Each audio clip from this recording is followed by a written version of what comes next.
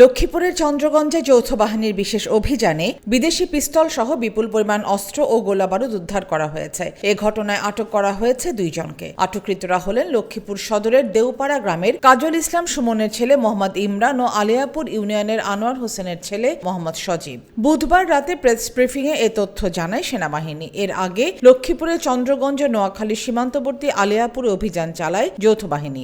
এ সময় ইমরান ও সজীবের কাছ থেকে একটি বিদেশি পিস্তল, 11 রাউন্ড গুলি, 2টি ম্যাগাজিন, 4টি খালি কার্তুজ, 4টি এলজি, 26 রাউন্ড শটগানের গুলি, 53টি আতশবাজি, 2টি ককটেল, একটি দেশীয় অস্ত্র ও একটি বিপি উদ্ধার করা হয়। আটক ইমরান হত্যা ও অস্ত্র মামলা সহ একাধিক মামলার ওয়ারেন্টভুক্ত আসামি। অভিযান শেষে উদ্ধারকৃত আলামত সহ আটককৃতদের থানায় হস্তান্তর করা হয়েছে। অভিযানে সেনাবাহিনী, র্যাব ও পুলিশের টহল দল অংশ নেয়।